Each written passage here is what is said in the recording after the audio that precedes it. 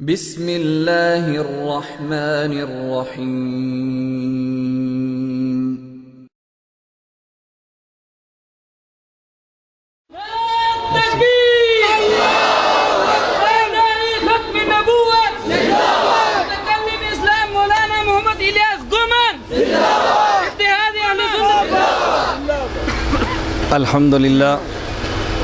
الحمد للہ وحدہ لا شریک لہ والصلاة والسلام علی من لا نبی بعد اما بعد فاعوذ باللہ من الشیطان الرجیم بسم اللہ الرحمن الرحیم محمد رسول اللہ والذین معہ اشداء علی الکفار رحماء بینہم اللہم صلی علی محمد وعلی آل محمد کما صلیت علی ابراہیم وعلی آل ابراہیم انک حمید مجید اللہم بارک علی محمد وعلی آل محمد کما بارکت علی ابراہیم وعلی آل ابراہیم انک حمید مجید۔ میرے نہایت واجب الاحترام بزرگوں، مسلک اہل سنت والجماعت سے تعلق رکھنے والے وجود نوجوان دوستوں اور بھائیوں، میں خود پکڑ لوں گا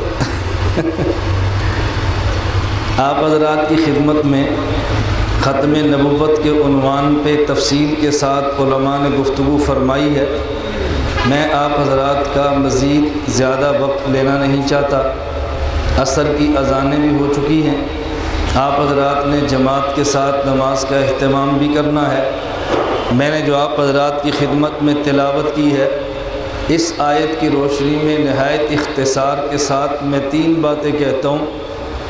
نمبر 1 پیغمبر کی ذات، نمبر 2 پیغمبر کی بات، نمبر 3 پیغمبر کی جماعت۔ اہل و سنت کا عقیدہ ہے پیغمبر کی ذات بھی پاک ہے، پیغمبر کی بات بھی پاک ہے، پیغمبر کی جماعت بھی پاک ہے، پیغمبر کی ذات بھی معصوم ہے، پیغمبر کی بات بھی معصوم ہے، اور مکمل ملائیں تو پیغمبر کی جماعت بھی معصوم ہے، پیغمبر کی ذات بھی اعلیٰ ہے، پیغمبر کی بات بھی اعلیٰ ہے، پیغمبر کی جماعت بھی اعلیٰ ہے، پیغمبر کی ذات بھی جنت والی ہے، پیغمبر کی جماعت بھی جنت والی ہے، پیغمبر کی بات بھی جنت والی ہے۔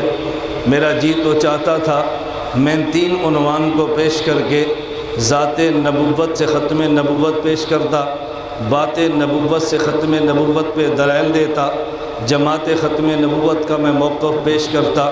میں اختصار سے بات کہتا ہوں۔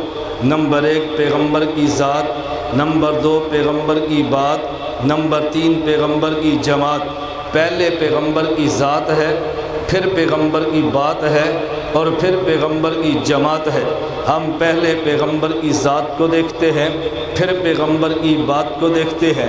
یہ بات میں نے اس بنیاد پہ کی ہے کہ جب مرزا قادیانی کے دجل کی بات آئے، جب مسلمہ کذاب کے فرار کی بات آئے، علماء حق گفتگو کرتے ہوئے جب یہ بات کہتے ہیں مرزا قادیانی زانی تھا، مرزا قادیانی بد کردار تھا، مرزا قادیانی شراب پیتا تھا، مرزا قادیانی جھوٹ بولتا تھا، مرزا قادیانی خلوت میں عورتوں سے ٹانگیں دبواتا تھا، مرزا قادیانی عیسائیت کا ایجنٹ تھا۔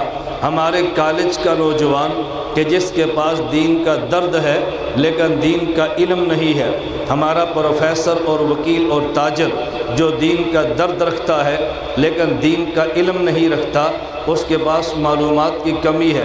علماء حق پہ اعتراض کرتا ہے کہ تم قادیانی کی ذات پہ اٹیک نہ کرو، اس کے مسئلے پر بات کرو، ذاتیات کو چھالنا اچھا نہیں ہوتا، دلائل سے مسئلے پر بات کرتے ہیں۔ اصل وجہ یہ ہے انہوں نے اس بات کو سمجھا نہیں ہے کہ مرزا قادیانی نے نبوت کا دعویٰ کیا ہے، مولویت کا دعویٰ نہیں کیا۔ جو نبوت کا دعویٰ کرتا ہے، جس طرح اس کی بات کو ماننا ضروری ہے، اس کی ذات کو ماننا بھی ضروری ہے۔ مولوی کی بات کو ماننا ضروری ہے اگر صحیح ہو، ذات کو ماننا ضروری نہیں ہے۔ آپ میں سے بہت بڑا طبقہ وہ ہے جو یہ تو جانتا ہے میرا نام کیا ہے، یہ نہیں جانتا میرا باپ کون ہے، یہ نہیں جانتا میری ماں کون ہے، یہ نہیں جانتا میرے گاؤں کا نام کیا ہے، صرف میری بات کو دیکھتا ہے۔ لیکن نبی کا معاملہ یوں نہیں ہے۔ پہلے پیغمبر کی ذات کو دیکھتے ہیں، پھر پیغمبر کی بات کو دیکھتے ہیں۔ اگر کوئی دعویٰ مولوی ہونے کا کرے، اس کی ذات پہ کیچڑ اچھالنا جرم ہے، اس کے مسئلے کو زیر باس لاتے ہیں۔ لیکن اگر دعویٰ نبوت کا کرے، پہلے اس کی ذات کو دیکھتے ہیں، پھر اس کی بات کو دیکھتے ہیں۔ میں دلیل کے طور پہ نبوت کا پہلا خطبہ پیش کرتا ہوں۔ رسول اللہ نے فاران کی چوٹی پہ خطبہ دینے سے قبل مکہ والوں سے کہا، لبثت فیکم عمرا، مکہ والوں میں نے تمہارے اندر 40 سال گزارے ہیں، حل وجدتمونی صادقا ام کاذبا، تم نے مجھے کیسا پایا ہے؟ اہل مکہ کہنے لگے، جربناک غیر مرہ، ہم نے تجھے آزما کے دیکھا ہے، ما وجدنا فیک الا صدقا، ہم نے تجھے سراپا صداقت پایا ہے۔ پھر میرے پیغمبر نے گفتگو کا آغاز کرتے ہوئے یوں فرمایا، قولوا لا الہ الا اللہ تفلحوا، جب تم نے میری ذات کو مانا ہے پھر میری بات کو بھی مانو۔ پہلے محمد نے ذات کو پیش کیا ہے، پھر میرے محمد نے بات کو پیش کیا ہے۔ قادیانی نبوت کے دعویٰ کرتا ہے، پہلے اس کی ذات کو دیکھیں گے پھر اس کی بات کو دیکھیں گے۔ اگر مولویت کا دعویٰ کرے، اس کی ذات کو نہیں دیکھتے، اس کی بات کو دیکھتے ہیں۔ جب دعویٰ نبوت کرے، پہلے ذات کو دیکھتے ہیں پھر بات کو دیکھتے ہیں۔ نبی کی پہلے ذات زیر باس آتی ہے، پھر نبی کی بات زیر باس آتی ہے۔ اس نے دعویٰ نبوت کیا ہے، پہلے ذات دیکھیں گے پھر ہم اس کی بات کو دیکھیں گے۔ امیر شریعت عطا اللہ شاہ بخاری ملتان میں تھے۔ عطا اللہ شاہ بخاری عالم بھی تھا، عطا اللہ شاہ بخاری ادیب بھی تھا، عطا اللہ شاہ بخاری اسیر بھی تھا، عطا اللہ شاہ بخاری مجاہد بھی تھا، عطا اللہ شاہ بخاری بہت بڑے درجے کے حاضر دماغ آدمی بھی تھا۔ میں امیر شریعت کے واقعات کو پیش نہیں کرتا، صرف ایک جملہ ظرافت کے طور پہ کہتا ہوں۔ امیر شریعت عطا اللہ شاہ بخاری سے ایک قادیانی نے کہا، ہمارے نبی کا تذکرہ قرآن میں ہے۔ شاہ جی نے پوچھا قرآن کی کس آیت میں ہے؟ اس نے کہا مبشرم برسول یاتی من بعد اسمہ احمد، ہمارے نبی کا تذکرہ قرآن میں ہے۔ شاہ جی نے کہا بے ایمان، تیرے نبی کا نام تو غلام احمد ہے، قرآن تو احمد کی بات کرتا ہے۔ اس نے کہا کیا فرق پڑتا ہے، غلام کو کاٹ تو احمد بنتا ہے۔ شاہ جی فرمانے لگے پھر یہ تو نبی بن نہیں سکتا۔ اس نے کہا جی کیوں نہیں بن سکتا؟ فرمانے لگی نبی تو تب بنے گا جب میں اس کو نبی بناؤں گا، جب میں نبی نہ بناؤں تو دنیا میں کوئی نبی بن نہیں سکتا۔ اس نے کہا آپ کیسے نبی بناتے ہیں؟ اس نے کہا اس لیے کہ میں اللہ ہوں، جب تک اللہ نبی نہ بنائے وہ نبی کیسے بنتا ہے؟ اس نے کہا جی آپ کا نام تو عطا اللہ ہے۔ فرمایا وہاں غلام کاٹو تو احمد بنتا ہے، یہاں عطا کاٹو تو اللہ بنتا ہے۔ اگر وہ احمد بنا میں اللہ کیوں نہیں؟ میں نبی بناؤں گا تو نبی بنے گا، جب تک میں نے نہیں بنانا۔ کہا جی آپ تو عطا اللہ ہے۔ فرمایا پھر وہ غلام احمد ہے، قرآن تذکرہ احمد کا کرتا ہے، غلام احمد کا تو نہیں کرتا۔ میں خیر بتا رہا تھا امیر شریعت عطا اللہ شاہ بخاری بڑے ظریف الطبع تھے۔ ایک آدمی نے سوال کیا شاہ جی کو چھیڑنے کے لیے، میں آپ کو مشورہ دیتا ہوں مولویت سے چھیڑ چھاڑ نہ کیا کریں، مسئلہ پوچھا کریں۔ امیر شریعت عطا اللہ شاہ بخاری سے ایک آدمی نے چھیڑنے کے لیے مسئلہ پوچھا، شاہ جی یہ بتائیں کہ مرغ کا مذہب کیا ہے؟ اب یہ کوئی مسئلہ تو نہیں ہے، مرغ کا مذہب کیا ہے؟ شاہ جی فرمانے لگے اس کو ٹوکرے میں بند کر دو، یہ سنی ہوتا ہے، ٹوکرا اتار دو تو رافضی بنتا ہے۔ اب سمجھانے کی حاجت نہیں ہے یہ شاہ جی نے بات کیوں فرمائی ہے۔ میں کہہ رہا تھا امیر شریعت عطا اللہ شاہ بخاری ملتان میں تھے، منڈی بہاولدین کا وفد پہنچا، کہا شاہ جی ہمیں خطیب چاہیے۔ فرمایا مل جائے گا۔ انہوں نے کہا جی شکل کا خوبصورت ہو؟ فرمایا بالکل بجا ہے۔ انہوں نے کہا جی آواز بھی خوبصورت ہو؟ فرمایا بالکل بجا ہے۔ کہا جی وہ لالچی نہ ہو، تنخواہ بھی نہ لے؟ فرمایا بالکل بجا ہے۔ انہوں نے کہا اخلاق بھی اچھے ہوں؟ کہا بالکل بجا ہے۔ انہوں نے کہا نوجوان ہو؟ کہا جی بالکل بجا ہے۔ انہوں نے کافی شرطیں پیش کی تو شاہ جی فرمایا تمہیں نبی چاہیے یا تمہیں مولوی چاہیے؟ تمہیں نبی چاہیے یا تمہیں مولوی چاہیے؟ یہ شرائط جو تو نے پیش کی ہے یہ تو نبی کے لیے ہے، مولوی کے لیے تو نہیں ہے۔ نبی لا اسألکم علیہ اجرا کہتا ہے، لیکن مولوی کو تو تنخواہ دینی پڑتی ہے کہ تو مجھ سے نبی مانگنے کے لیے آیا یا تو مجھ سے نبی لینے کے لیے آیا۔ میں بات سمجھا رہا تھا، پہلے پیغمبر کی ذات ہے پھر پیغمبر کی بات ہے۔ ہم پہلے پیغمبر کی ذات کو دیکھتے ہیں پھر پیغمبر کی بات کو دیکھتے ہیں۔ ہم ذرا ذات نبوت کو دیکھیں۔ میں نے عرض کیا خدا گواہ ہے میں نے ایک عنوان تو تیار کیا تھا، میں اس عنوان پہ گھنٹوں باس کو چھیڑتا، میرے پیغمبر کی ذات کیا ہے، میرے پیغمبر کی بات کیا ہے، میرے پیغمبر کی جماعت کیا ہے۔ میں بڑے اختصار سے چلتا ہوں، مضمون مکمل کر لیتے ہیں۔ ہم پیغمبر کی ذات کو دیکھیں، ان کے بعد نبی کی حاجت رہی۔ تو کہے گا وجہ کیا ہے؟ میں نے کہا اگر تو بتا پیغمبر کے اوصاف کیا ہے، اگر کہ پیغمبر کے اوصاف میں سے بنیادی وصف جمال ہے تو میں نے پیغمبر سے بہتر جمال کہیں نہیں دیکھا۔ تو کہے گا جمال کا معیار کیا ہے؟ میں نے کہا جو معیار تو طے کر لیتا ہے اس بہت جمال پہ بات کر لیتے ہیں،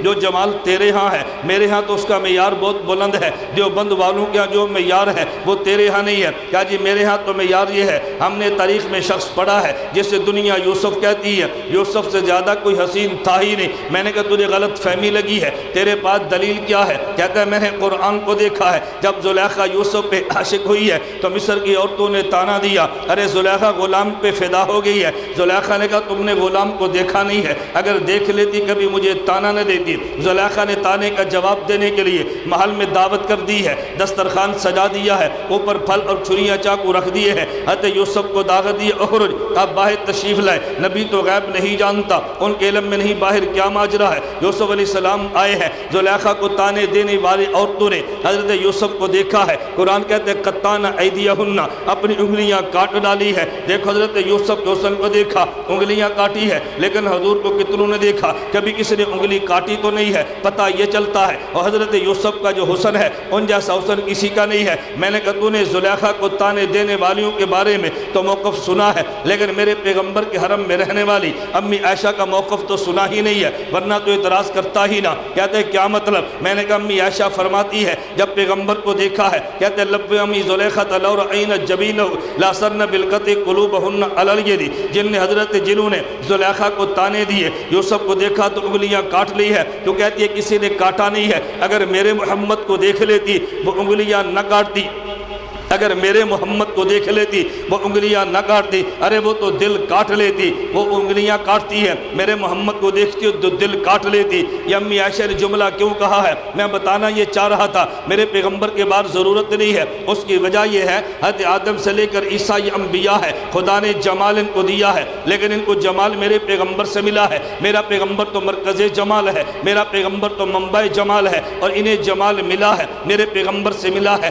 حضور کو مرکز کہتے ہیں، انہیں شاخ جمال کہتے ہیں۔ حضرت امی عائشہ نے کتنا عجیب جملہ فرمایا، اللہ مجھے اور تجھے امی عائشہ کے علوم کو سمجھنے کی توفیق عطا فرمائے۔ امی عائشہ فرماتی ہے زلیخا کو تانے دینے والیوں نے یوسف کو دیکھا تو انگلیاں کاٹی، اگر میرے محمد کو دیکھتی تو دل کاٹ لیتی۔ کیا مطلب؟ اب میں بات سمجھانے لگا ہوں۔ میرے اور تیرے جسم میں دل کو مرکز بدن کہتے ہیں، انگلی کو شاخ بدن کہتے ہیں، میرے محمد کو مرکز جمال کہتے ہیں، حضرت یوسف کو شاخ جمال کہتے ہیں۔ تو جنہوں نے شاخ جمال کو دیکھا ہے، شاخ بدن کو کاٹا ہے، مرکز جمال کو دیکھ لیتی، مرکز بدن کو کاٹ ڈالتی۔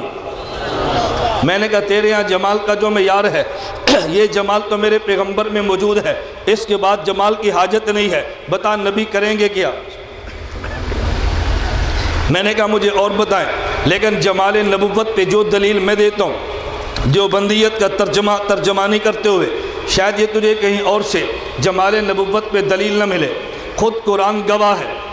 لو انزلنا ھذا القرآن علی جبل لرأیتہ خاشعا متصدعا من خشیۃ اللہ، اے پیغمبر جو قرآن ہم نے آپ پہ اتارا ہے، اگر اس کو پہاڑ پہ اتار دیتے پہاڑ ٹکڑوں میں بدل جاتا۔ قاری محمد طیب دارالعلوم دیوبند کے 40 سالہ محتمم ایک سوال اٹھاتے ہیں، پھر خود سوال کا جواب دیتے ہیں۔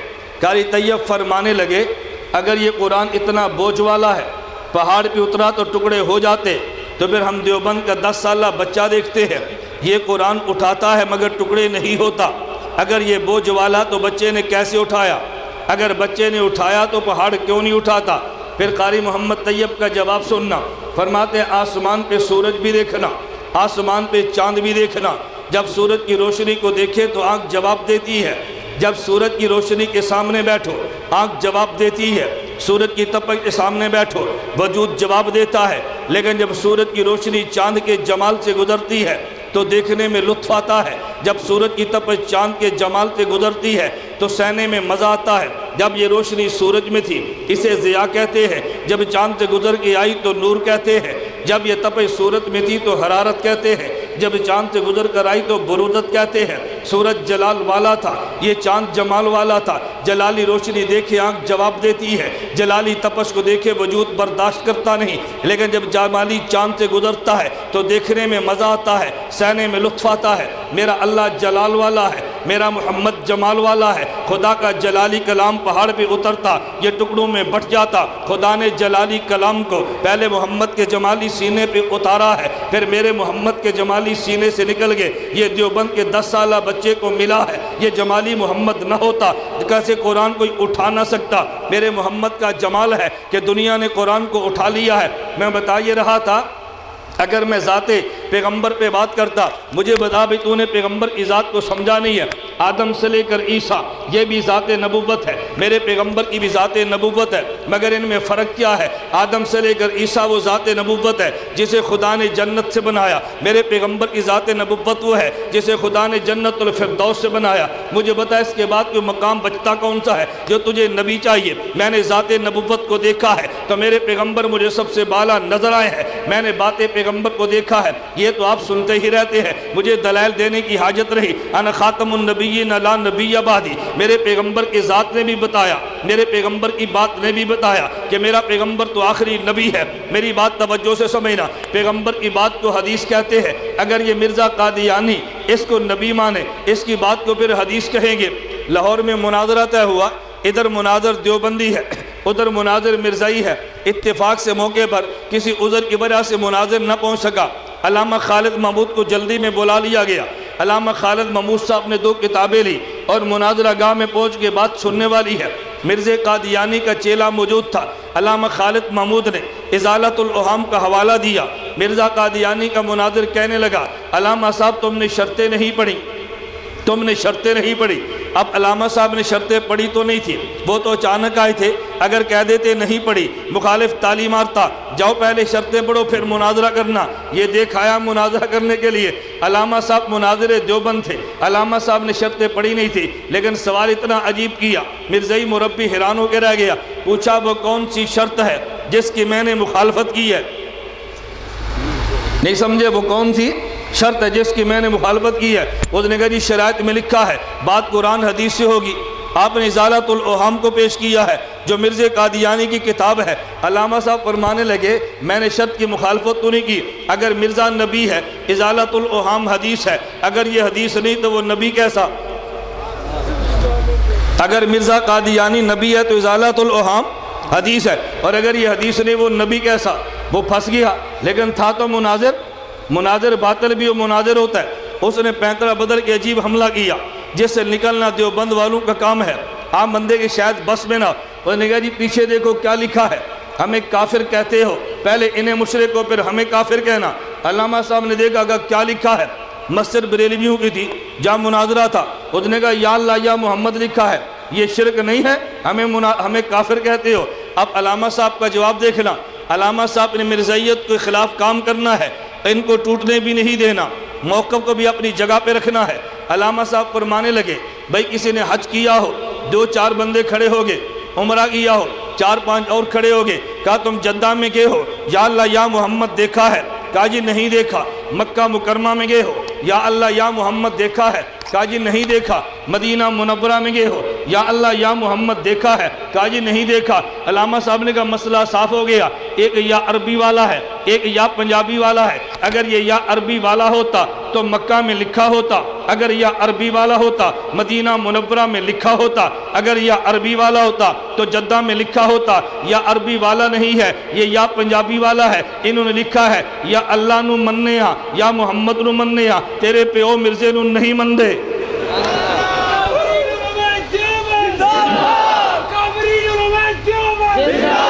یا اللہ نو مننے ہاں یا محمد نو مننے ہاں، تیرے پیو نو نہیں مندے۔ اے یا شرک والا نہیں، اے یا تیرے پیو دے کفر تے مور ہے۔ یا اللہ یا محمد۔ دیکھو ہمارے علماء دیوبند کی عجیب پالیسیہ ہے، کسی کو جانے بھی نہیں دیا، اپنے موقف کو ٹوٹنے بھی نہیں دیا۔ یہ معمولی بات نہیں ہے، مجھے اس سے ایک جملہ یاد آیا، بات بدل جاتی ہے۔ اکاڑے میں تقریر مولانا حق نواز شہید فرما رہے تھے، آپ ذرا اس بیان کو سننا جاگے۔ ایک بندہ درمیان میں کھڑا ہوا، لبیک لبیک یا رسول اللہ، جذبات میں تقریر ہے لیکن جذبات میں نظریے کو نہیں چھوڑا۔ مولانا حق نواز فرمانے لگے بیٹا توجہ رکھنا، یہ جو تو نے کہا لبیک یا رسول اللہ، لبیک یا رسول اللہ کا معنی یہ کفن پہن پیغمبر کی حرمت کے لیے میدان میں اتر، میں یہ تعویل کر کے تیرا ایمان بچا جاؤں گا، تو نے پڑھا اکاڑا ہے، پیش حضور کو روزے پہ کیا ہے۔ دیکھ اپنا عقیدہ بھی نہیں چھوڑا اور اس کو جانے بھی نہیں دیا. یہ علماء دیوبند کا کمال ہے. میں اللہ کی قسم اٹھا کر کہتا ہوں تو نے اکابر علماء دیوبند کو پڑھا نہیں ہے. اگر اکابر علماء دیوبند کو پڑھ لیتا تو دیوبندیت کے قدموں میں جان دیتا. ہم نے اکابر کو پڑھا تو نہیں ہے, ہم نے دور سے پتھر مارنے سیکھے ہیں, اکابر کے قدموں پہ جھکے نہیں ہے. اللہ مجھے اور تجھے اکابر علماء دیوبند کے ساتھ وابستہ رکھے. میں نے کہا نمبر 1 پیغمبر کی ذات ہے, یہ محو جمال ہے, مرکز جمال ہے, اس کے بعد تو حاجت نہیں ہے. میرے پیغمبر کی بات کو دیکھ لے, احادیث بتائیں گی میرے پیغمبر آخری نبی ہے. پیغمبر کی جماعت کو دیکھ لے, جماعت پیغمبر میں سب سے بڑے صحابی ابو بکر صدیق رضی اللہ عنہ ہے. میرے پیغمبر کے دور میں جو فتنے اٹھے ان میں سب سے بڑا فتنہ, یہ سب سے بڑے فتنے یہ اجرائے نبوت کا ہے. ان میں کتنا بڑا فتنہ مسلمہ کذاب کا ہے. میرے پیغمبر کے سارے صحابہ اس بات پہ جمع ہے, جو حضور کے بعد نبوت کا دعویٰ کرے ہم اسے نبی نہیں مانتے. تیرا ذوق تازہ میں ایک جملہ کہنے لگو, صحابہ صرف یہ نہیں کہتے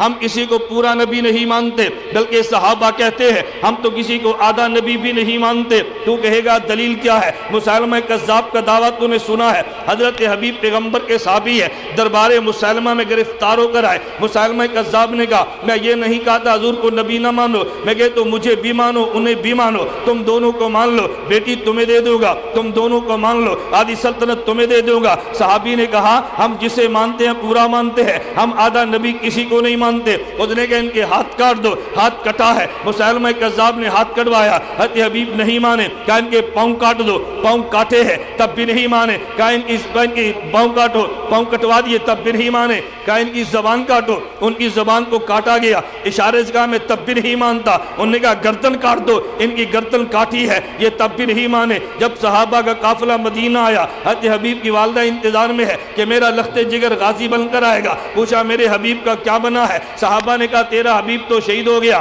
کیا کیسے کٹا ہے؟ کیا پہلے اس کے ہاتھ کٹے ہیں, پھر اس کے پاؤں کٹے ہیں, پھر اس کی زبان کاٹی ہے, پھر اس کی گردن کاٹتی گئی ہے. ام حبیب صحابیہ ہے, عجیب جملہ کہا جو تاریخ نے سینے میں محفوظ کر لیا ہے. فرمانے لگی لحاظ الیوم ارضات ہو, میں نے آج کے دن کے لیے اپنے بیٹے حبیب کو دودھ پلا کے جوان کیا تھا. میں نے کہا جماعت صحابہ تو وہ ہے جو پورا نبی کو جا آدھا نبی بھی نہیں مانتے. میرے پیغمبر کے بعد ذات نبوت کو دیکھ لے تب بھی حضور آخری نبی ہے, پیغمبر کی بات کو دیکھ لے تب بھی آخری نبی ہے, پیغمبر کی جماعت کو دیکھ لے تب بھی آخری نبی ہے. ہم پیغمبر کی ذات بھی مانتے ہیں, پیغمبر کی بات بھی مانتے ہیں, اور پیغمبر کی جماعت بھی مانتے ہیں. ہم تینوں کو مانتے ہیں کہ نہیں بھائی؟ پیغمبر کی ذات بھی مانتے ہیں, پیغمبر کی بات بھی مانتے ہیں, پیغمبر کی جماعت بھی مانتے ہیں. میں آخری بات کی اگر بات ختم کروں گا, ہم یہ تو کہتے ہیں مرزائی مرتد ہے, ہم یہ تو کہتے ہیں زندیق ہے, ہم یہ تو کہتے ہیں واجب القتل ہے, ہم سب کچھ کہتے ہیں, لیکن میں آخری بات یہ لگاؤں, آج کا جلسہ عالمی مجلس تحفظ ختم نبوت کے زیر اہتمام ہے. توجہ میری طرف رکھیں, یہ میں ہاتھ باندھ کے آپ کو کہہ رہا ہوں, ایک بات کا اہتمام فرمائیں. جن نے جلسہ سجایا ہے, جن نے جلسہ کروایا ہے, جو ختم نبوت کے کاز پہ قائد بنے ہیں, میں اور آپ کارکن بنے ہیں. اگر قادیانیت کے خلاف کام کرنا ہو, دلائل مدارس سے لے لینا, دلائل علماء سے لے لینا, پالیسیاں اپنی نافذ نہ کرنا, پالیسیاں ان سے لینا, تو پھر کام چلے گا. کبھی لوگ جذبات میں آ جاتے ہیں اور پالیسیاں اپنی نافذ کر دیتے ہیں, پالیسیاں ان کی ہیں, میں اور آپ کارکن اور ورکر ہیں. اگر ہمیں یہ بات کہہ دے مرزائیت کے گھروں کو آگ لگا دو, خدا کی قسم لگا دیں گے. اگر یہ کہہ دیں لگی آگ کو بجھا دو, ہم بجھا دیں گے. ہم ان کی پالیسی کے پابند ہیں. عالمی مجلس تحفظ ختم نبوت میرے اکابر کی جماعت ہے, اکابر کی پالیسی سمجھ آئے ہم تب بھی مانتے ہیں, پالیسی سمجھ نہ آئے ہم تب بھی مانتے ہیں. ہم ان کے کارکن, یہ ہمارے قائد. اللہ مجھے اور آپ کو اپنے اکابر کے ساتھ وابستہ رہ کے دینی خدمات سر انجام دینے کی توفیق عطا فرمائے. الیکشن کے دن قریب آ گئے ہیں, 12 مئی کا اعلان ہو گیا ہے. ختم نبوت کی جنگ اسمبلی میں مفتی محمود رحمۃ اللہ علیہ نے لڑی ہے, بابا غلام غوث ہزاروی نے لڑی ہے. میری آپ سے گزارش ہے, اب جب مسئلہ پیش آیا تو مولانا فضل الرحمان دامت برکاتہم نے لڑی ہے. ہم اپنی جمعیت کی قیادت کا احترام کرتے ہیں, اور میں آپ سے گزارش کروں گا آئندہ الیکشن میں اگر ہماری قیادت افراد کھڑے کر دے, اللہ کے لیے دائیں بائیں جانے کی بجائے اپنے بزرگوں کے ساتھ رہنا, اس کا فائدہ بہت ہوگا. اللہ مجھ سے بھی دین کا کام لے, اللہ آپ سے بھی دین کا کام لے. وآخر دعوانا ان الحمدللہ رب العالمین.